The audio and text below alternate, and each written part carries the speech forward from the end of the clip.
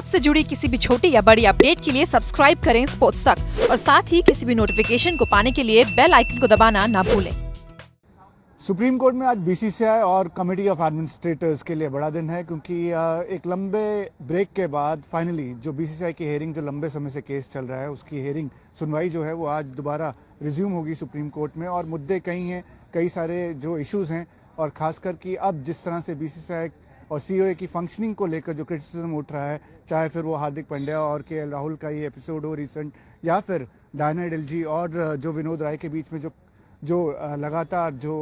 खटपट चल रही है, उसके वजह से जो क्रिकेट का नुकसान हो रहा है, जो बीसीसीआई की फंक्शनिंग है जो वो सफ़र कर रही है, उसको लेकर भी कई सवाल रिसेंटली अभी काफ़ी खड़े हुए हैं। तो उम्मीद यही है कि जो सुप्रीम कोर्ट में आज कहीं ना कहीं शायद इन मुद्दों पर चर्चा होगी। क्या ओम्बुड्समैन कोई अपॉइंट किया जाएगा, जो सीओए ने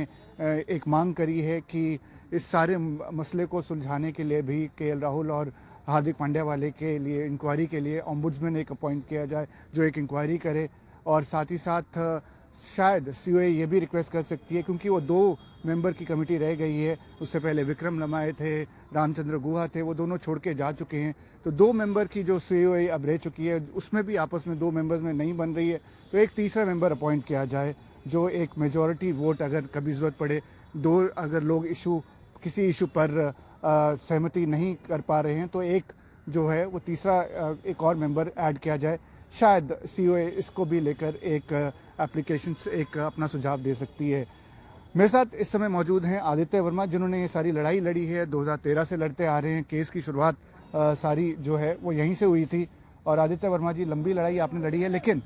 अब बात सारी अब आ गई है कि सीओए को फंक्शनिंग को लेकर, और यहाँ पर जो बीसीसीआई है, क्रिकेट है, वो सफ़र कर रहा है। देखिए, क्रिकेट तो सफ़र कर रहा है। 2013 से हम लोग यहीं पे मिल रहे हैं हर डेट में मुस्तैदी के साथ, लेकिन जो हाल फिलहाल में ऑनरेबल जस्टिस ठाकुर साहब, हमारे मुख्य पूर्व न्यायाधीश ने टीएस ठाकुर साहब ने जो आदेश दिया था जुलाई 2016 को, 18 जुलाई को, लेकिन मुझे कहने में थोड़ी भी आपत्ति नहीं है कि माननीय सर्वोच्च न्यायालय ने जो कमेटी ऑफ एडमिनिस्ट्रेटर को अपने ही आदेश को इम्प्लीमेंट कराने के लिए सुप्रीम कोर्ट भेजा था, वो एकदम टाइम फिक्स निकला। अगर देखा जाए तो बीसीसीआई के पूर्व पदाधिकारियों ने जो गलती नहीं किया था, उसने जो किया था उसका सजा उन्होंने भुगता, लेकिन ये विनोद राय साहब, with all due respect to Vinod Rai साहब, लेकिन इस क्रिकेट के लड़ाई में वो एकदम सिफर पर आउट हो गए। और हाल फिलहाल में जो इनका एक्ट हो रहा है, वो बीसीसीआई के इमेज को पूरे वर्ल्ड क्रिकेट में एकदम थू थू करके रख दिया है। मैं 2-3 एग्जाम्पल आपके सामने सिर्फ रखना चाहता हूँ। सबसे पहले तो राहुल जौहरी का मसला लीजिए, जो हमको लगता है कि बीसीसीआई के अभी तक के हाईली पेड सीईओ हैं, 7 करोड़ सैलरी है उनका सालाना।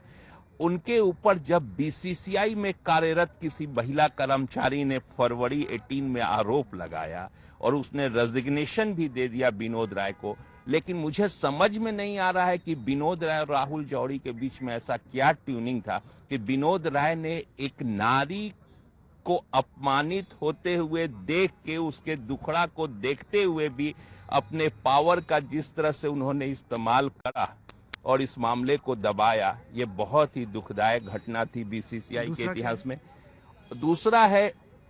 डायना एडुल्जी, 4 से 2 पर ये कमेटी आ गई है। डायना एडुल्जी चूंकि हमारी भारतीय महिला की एक फेस रह चुकी हैं, पूर्व कप्तान रह चुकी हैं, और उनको भी सुप्रीम कोर्ट ने ही भेजा है जैसे विनोद राय। तो राहुल जौहरी के एपिसोड पर जब आप लोग सम्मानित मीडिया लोग अक्टूबर में इस चीज को काफी जोर शोर से उछाला, तो आनन फानन में जो 3 जांच कमेटी बनाई गई थी, उस कमेटी से ही विरोध करना शुरू किया डायना मैम ने कि इस बंदे जौहरी को हटाओ, टर्मिनेट करो, बिकॉज लड़कियां कर्मचारी इसके सामने कंफर्टेबल फील नहीं करते हैं। लेकिन वहीं से शुरू हुआ इन लोगों का आपसी विवाद।